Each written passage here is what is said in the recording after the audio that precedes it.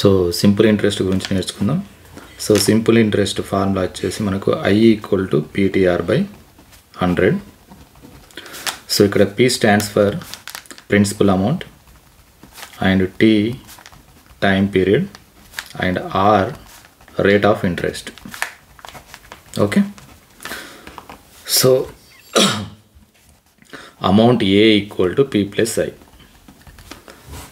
See, suppose for our requirement, if we borrowed some amount, మనం ఒక 10,000 రూపాయలు అప్పు తెచ్చుకున్నట్లయితే this is called as principal amount. So the borrowed amount మనం తెచ్చుకున్న అప్పుని 10,000 principal, this is represent with the symbol of P. అయితే మనం 1 year టైం పీరియడ్ పెడతాం. ఈ this amount will be repay with in 1 year 2 year 10 months అని చెప్తాం. That is called as time period. Suppose 1 year అనుకుందాం. సో అది time period.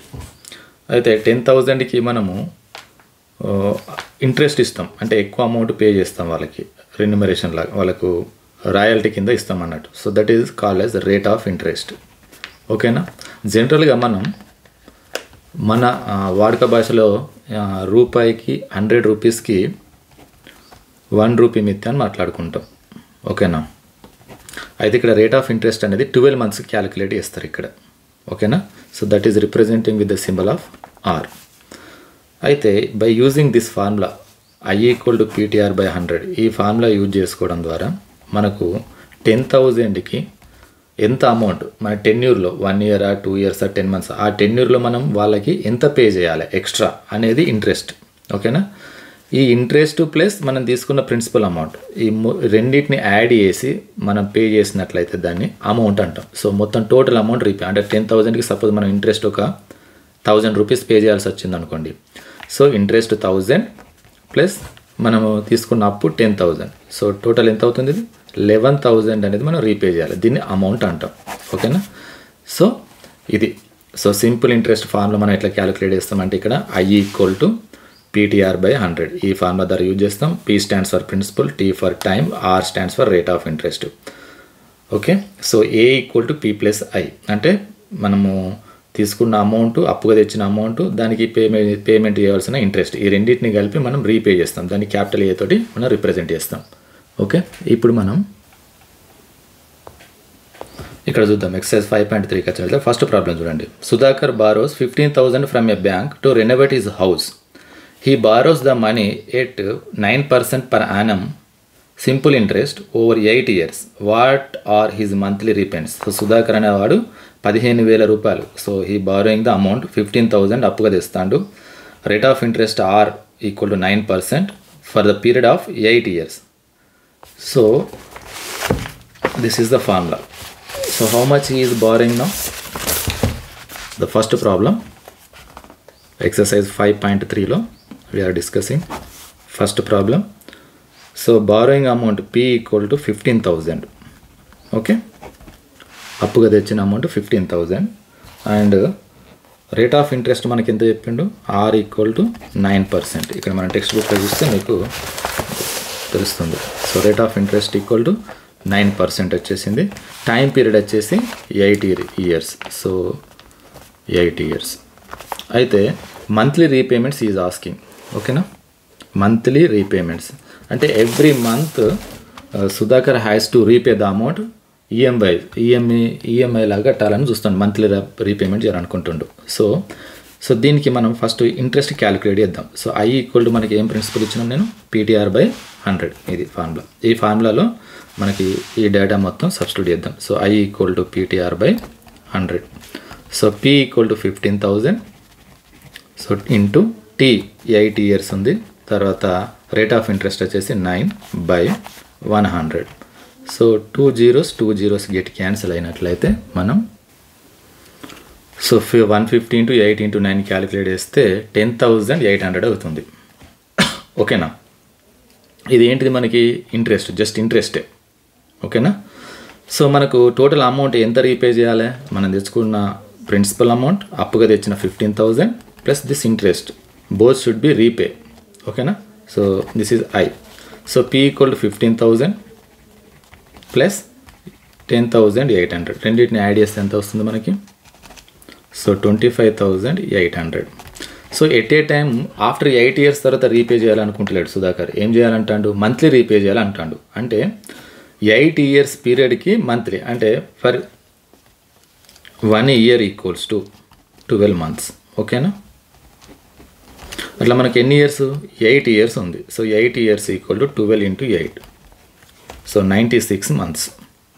Okay, so ఈ 96 months ఇది రీపే చేయాలి. అంటే ఒక్కొక్క మంత్కి ఎంత ఈఎంఐ అంటే డివిజన్ చేయాలి మనం. So 25,800 divided by 96. సో మనం క్యాలిక్యులేట్ చేసినట్లయితే 96 టేబుల్ తోటి 268 రూపీస్ 0.75 పైసా అనేది మంత్లీ రీపే చేయాల్సి వస్తుంది. ఓకే, సో మనం సెకండ్ ప్రాబ్లంకి వెళ్ళినట్లయితే a TV was bought at a price of 21,000. After 1 year the value of TV was depreciated by 5%. Okay, find the value of the TV after 1 year. ఓకేనా? So depreciation means తగ్గుతుంది. ఓకేనా? So actual price of the TV is TV price ఎంత మనకు చెప్తున్నాడు ఇక్కడ? 21,000 rupees అని చెప్పిండు ఇక్కడ. ఓకేనా? సో ఇక్కడ రేట్ ఆఫ్ ఇంట్రెస్ట్ అని తీసుకుందాం మనం. ఇది రేట్ ఆఫ్ ఇంట్రెస్ట్ ఎంత? ఆర్ వాల్యూ ఎంత వచ్చేసి మనకి 5% డిప్రిషియేటెడ్ అన్నాడు. 5% అంటే ఏమవుతుంది? ఈ 21,000లో 5% అనేది its value will be decreases after 1 year. ఓకేనా? మనము either if you bought any car or TV, whatever it may be, electronic goods, so if you are using gradually the value of its original value will be decreases. That is called depreciation. ఓకేనా? ఇక్కడ ఏంటంటే మనం మామూలుగా interest amount తెచ్చుకున్నట్లయితే అది increase అవుతుంది interest, కానీ ఇక్కడ depreciate అవుతుంది. ఏదేమైనప్పటికీ మనకు అమౌంట్ కాడ మనం ఏం చేస్తాం అప్పుడు, ఈ యాక్చువల్ ప్రైస్ మైనస్ అంటే ప్రిన్సిపల్ అనుకున్నట్లయితే మైనస్ ఇంట్రెస్ట్ అయితే ఎందుకు తగ్గుతుంది, మనం పెరగట్లేదు. ఇక్కడ ఇంట్రెస్ట్ అయితే పెంచుతాం మనం. ఇక్కడ ఎలక్ట్రానిక్ గుడ్స్ డిప్రిషియేషన్ అన్నాడు కనుక తగ్గిస్తాం మనం. సో ఫస్ట్ 5% వాల్యూ ఎంతనో క్యాలిక్యులేట్ చేద్దాం. So I equal to PTR by 100 again. ఓకేనా? సో పి వాల్యూ మనకి ఎంత ఇచ్చిండు? 21,000 ఇంటూ టీ ఎంత? 1 year and rate of interest 5 by 100. 2 zeros cancel అయితే సో 5 into 0, 5 1 5 2 10, 1,050 రూపీస్ అనేది తగ్గుతుంది. ఎంతలోకి వెళ్ళి 21,000 నుంచి దిస్ 1,050 రూపీస్ పర్ యానం, ఒక సంవత్సరానికి గాను ఇంత వాల్యూ తగ్గుతుంది. సో అప్పుడు after 1 year TV worth or TV value equals to ఏమవుతుంది? Subtract this 1,050 from original price of the TV, that is 21,000 minus 1,050. How much this is? 19,050 rupees. So its value is 19,950 rupees after 1 year. Okay. ఇప్పుడు third problem చూద్దాం. ఇందులో find the amount and compound interest. Interest అడుగుతుండు, amount అడుగుతాడు. ఓకేనా? On 8,000 at 5% per annum for 2 years compounded annually. See the compounded annually is asking. So ఇంతవరకు మనకి first 2 problems మనం simple interest గురించే మాట్లాడినాం. ఇప్పుడు కాంపౌండ్ ఇంట్రెస్ట్. మరి సింపుల్ ఇంట్రెస్ట్కి కాంపౌండ్ ఇంట్రెస్ట్కి అలా డిఫరెన్స్ ఏందో ఒకసారి చూద్దాం మనం. ఓకేనా? థియరీ చూసినట్లయితే suppose I will explain with 1 example, you try to understand. Suppose ఒక 10,000 రూపీస్ అనేది మనం వి బారోడ్. ఓకేనా? ఇది సింపుల్ ఇంట్రెస్ట్కు తీసుకొచ్చినాం అనుకుందాం. ఇక్కడ కాంపౌండ్ ఇంట్రెస్ట్ కూడా అదే అమౌంట్ ఒక 10,000 తీసుకున్నాం. ఇక్కడ 10 year 2 years వరకు తీసుకున్నాం. ఇక్కడ కూడా 2 years వరకే తీసుకుందాం. అయితే ఇక్కడ రేట్ ఆఫ్ ఇంట్రెస్ట్, ఇది this is principal amount, borrowed amount, this is time period and rate of interest అనేది నేను 10% అనుకుంటున్నాను ఇక్కడ. సో ఇక్కడ కూడా అదే ప్రిన్సిపల్ అమౌంట్ మనం borrowed and for the same time period, that is for 2 years and rate of interest also for 10%. See, what is the difference between the simple interest and compound interest? Okay na? ఒకవేళ 10% simple interest వేసుకున్నట్లయితే మనకి interest ఎంత అవుతుందంటే దీనికి I equal to PTR by 100 calculation ప్రకారము ఏమవుతుంది మనకు? So 10,000 ఇది ఎంత అవుతుంది? 10% అంటే ఇక్కడ ఒక మనకు తెలుసు కదా, ఇక్కడ ఒక 10% ఒక 0 క్యాన్సిల్ చేస్తాం అంటే 1,000 రూపీస్ పర్ ఇయర్. మనకట 2 అంటే మనం ఇక్కడ చేసినా కూడా అదే ఆన్సర్ వస్తుంది. ఇంటూ 2 years ఇంటూ 10/100 ఎంత అవుతుంది మనకు? 2 zeros గెట్ క్యాన్సల్. 100 into 2 200, 2,000 అవుతుంది. అదే చెప్పారు కదా ఇక్కడ ఒక 10% ఒక 0 క్యాన్సిల్ చేస్తే 1 ఇయర్. ఇది ఒక 1 ఇయర్కి 1000. అట్లా మనం ఎంత టెన్యూర్ తీసుకున్నాం, 2 ఇయర్స్ తీసుకున్నాం కనుక 1000 + 1000 2000 అవుతుంది. అదే కాంపౌండ్ ఇంట్రెస్ట్ ఏంటంటే ఫస్ట్ మనము ఈ కాంపౌండ్ ఇంట్రెస్ట్ అంతే ఏంటంటే ఒక 1 ఇయర్కి క్యాలిక్యులేట్, కాంపౌండింగ్ ఇక్కడ యాన్యువల్ అన్నాడు. చూడండి ఇక్కడ ప్రాబ్లం మనకి ఏమన్నాడు, కాంపౌండెడ్ యాన్యువల్ అంటే ఏం చేస్తాడంటే మనకు సపోజ్ ఇప్పుడు 2025 కదా, ఇది 2025 ఈరోజు మనము ఈ డేట్కు తీసుకున్నాడు అనుకుందాం.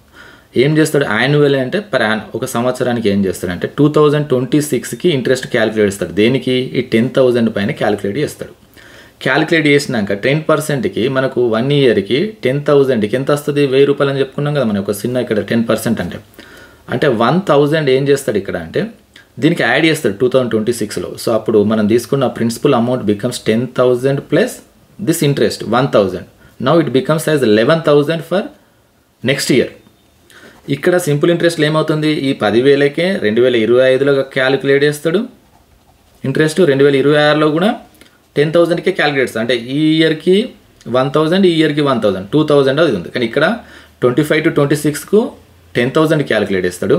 26 నుంచి నెక్స్ట్ ఇయర్కి ఏం చేస్తాడంటే 11,000 క్యాలిక్యులేట్ చేస్తాడు. అప్పుడు 11,000కి మళ్ళీ 10% అంటే ఎంత, ఒక 0 ఇక్కడ నేను చెప్పినాక 1100. అంటే ఇంతకుముందు ఫస్ట్ ఇయర్ 1000 అయింది, సెకండ్ ఇయర్ వచ్చేసి 1100 అయింది. అంటే ఇంట్రెస్ట్ ఎంత అవుతుంది మనకు, 2100 రూపీస్ అవుతుంది. చూసారా ఇక్కడ మనకి ఇంట్రెస్ట్ 2000 వచ్చింది, ఇక్కడ ఇంట్రెస్ట్ వచ్చేసి మనకు 2100 వచ్చింది. అంటే ఎంత డిఫరెన్స్ వచ్చింది, 100 రూపీస్ డిఫరెన్స్ వచ్చింది కాంపౌండ్ ఇంట్రెస్ట్లో. ఇప్పుడు కాంపౌండింగ్ ఇంట్రెస్ట్ అనేది క్వార్టర్లీ క్యాలిక్యులేట్ చేస్తాడు. ఓకేనా, quarterly, half yearly and annually, ఇట్లా మన ఇష్టం. అంటే క్వార్టర్లీ అంటే 3 మంత్స్కి ఒకసారి. ఇక్కడ మనం 12 మంత్స్కి క్యాలిక్యులేట్ చేసినాం ఇంట్రెస్ట్. 1 ఇయర్ 12 మంత్స్కి అంటే 1 ఇయర్ క్యాలిక్యులేట్ చేసి ఏం చేసినాం, ఆ వచ్చిన ఇంట్రెస్ట్ 1 ఇయర్కి అయిన ఇంట్రెస్ట్ ఏం చేసినామంటే ఈ ప్రిన్సిపల్ అమౌంట్కి యాడ్ చేసి దాన్ని ఈ యాడ్ చేసిన తర్వాత అయిన ప్రిన్సిపల్ అమౌంట్ను నెక్స్ట్ ఇయర్కి ప్రిన్సిపల్ అమౌంట్గా తీసుకుంటున్నాం. ఇక్కడ క్వార్టర్లీ అంటే ఏం చేయాలంటే ఫస్ట్ 3 మంత్స్, క్వార్టర్లీ మీన్స్ ఓకేనా 3 మంత్స్కి క్యాలిక్యులేట్ చేస్తారు. 3 మంత్స్కి వచ్చిన ఇంట్రెస్ట్ ఏం చేస్తాడు, దీన్ని కలుపుతాడు. ఈ ఇంట్రెస్ట్ ఇది ప్రిన్సిపల్ అమౌంట్ అవుతుంది. నెక్స్ట్ 4th మంత్కి మళ్ళీ 3 మంత్స్కి మళ్ళీ క్యాలిక్యులేట్ చేస్తాడు, మళ్ళీ యాడ్ చేస్తాడు, మళ్ళీ ప్రిన్సిపల్ మళ్ళీ చేంజ్ అవుతుంది అట్లా. సో దీన్ని మన వాడుక భాషలో మనం ఏమనుకుంటామంటే మిత్తి కట్టడం అంటాం. సో చక్రవడ్డీ అని చెప్తాం. That is called as compound interest. అయితే మన ప్రాబ్లంకి వెళ్ళినట్లయితే ఇక్కడ ప్రాబ్లం ఏమడుగుతాడు చూడండి ఒకసారి, మళ్ళీ ఒకసారి. Find the amount and the compound interest. Amount అంటే మనం రీపే చేయాల్సింది అడుగుతాడు, at the same time interest కూడా ఎంత అవుతుందని అడుగుతాడు. దేనికి, 8,000 రూపీస్కి 5% per annumకి 2 years కాంపౌండింగ్ యాన్యువల్లీ. ఓకేనా, ఒకసారి చూద్దాం. సో మనకు ఫార్ములా వచ్చేసి A = P of 1 + R/100 whole power n. ఇక్కడ P ఫర్ ప్రిన్సిపల్ అంటే మనం తీసుకున్న amount, and R for rate of interest, ROI అని చెప్తాను నేను. N అంటే నెంబర్ ఆఫ్ టర్మ్స్, అంటే మనం ఇక్కడ యాన్యువల్లా, హాఫ్ ఇయర్లా, కాంపౌండ్, క్వార్టర్లా అనేది మనం చూస్తుంటాం. ఓకేనా, రైట్. ఇప్పుడు మనం P వాల్యూ ఎంత ఇచ్చిన ప్రాబ్లం ప్రకారం ఇక్కడ ప్రాబ్లంలో చూసినట్లయితే మనకి ఎంత చెప్తున్నాడు, 8,000 రూపీస్ అన్నాడు. So P value is 8,000 rupees. And ఇక్కడ చూడండి 5% అంటే R = 5%.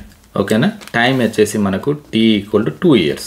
ఓకే, ఇక్కడ చూడండి కాంపౌండ్ యాన్యువల్లీ అంటే ఇయర్కి ఒకటి, అంటే ప్రతి ఇయర్ ఒకటి క్యాలిక్యులేట్ చేయాలి. అయితే 1 ఇయర్కి ఒకసారి క్యాలిక్యులేట్ చేస్తే మనం మొత్తం టెన్యూర్ 2 years తీసుకున్నాం. అంటే ఎన్ వాల్యూ అనేది 2 yearsకి 2 అవుతుంది. ఎందుకు, కాంపౌండింగ్ యాన్యువల్ అన్నాడుగా. ఒకవేళ N value compounding half yearly అన్నాడు అనుకో, అంటే 6 నెలలకు ఒకసారి క్యాలిక్యులేట్, అంటే 6 నెలలకు ప్రతి 6 నెలలకు ఒకటి, అంటే 2 yearsకి వచ్చేసి ఎన్ వాల్యూ ఎంత అవుతుంది, 6 months 6 months 6 months 6 months 4 అవుతుంది. ఎన్ వాల్యూ అప్పుడు 4 అవుతుంది. కానీ మనకి ఇక్కడ యాన్యువల్ అన్నాడు కనుక 2. అదే క్వార్టర్లు అయితే సంవత్సరానికి 4, 2 yearsకి వచ్చేసి 4 2 8 అవుతుంది ఎన్ వాల్యూ. మీకు అర్థమవుతుంది అనుకుంటున్నాను ఇక్కడ. సో మనకు డైరెక్ట్ ఇక్కడ ఏ వాల్యూ డైరెక్ట్ వచ్చేస్తుంది, ఇందులో ఇంట్రెస్ట్ క్యాలిక్యులేట్ చేయని అవసరం లేదు, direct compound equal to. So P 8,000 rupees. ఓకేనా, అండ్ ఫార్ములా మనకి ఇక్కడ చూడండి ఆఫ్ 1 + R వాల్యూ ఎంత ఇచ్చిండమ్మా, 5% / 100 హోల్ పవర్ n = ఎంత చెప్పుకుంటున్నాం మనం, 2. ఇది సో మనం ఇట్లా చేస్తాం. ఇప్పుడు 8,000 ఇది మనకు ఎల్సిఎం చేస్తాం. 1 into 100, 100 plus 5/100 whole square, which is 8000.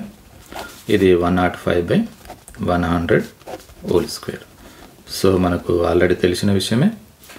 So this is equal to 105/100 into 105/100. A square అంటే ఇది మొత్తం ఏ అనుకుంటే ఏ స్క్వేర్ అంటే ఏ ఇంటూ ఏ కదా, అట్లా రాస్తున్నాం మనం. ఇప్పుడు దీన్ని క్యాలిక్యులేషన్ చేయాలి.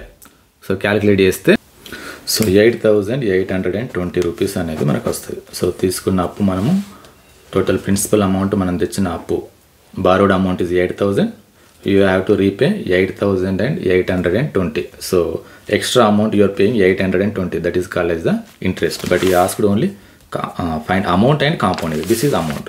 So capital A is amount. So interest equal to nothing but ఏమంటే మనం అమౌంట్లోకి వెళ్ళి ప్రిన్సిపల్ అమౌంట్ని తీసేయాలి. So amount 8820. So principal amount మనం తెచ్చిన అప్పు 8000. So which is 820 rupees. So this is the way to calculate the compound interest. Okay.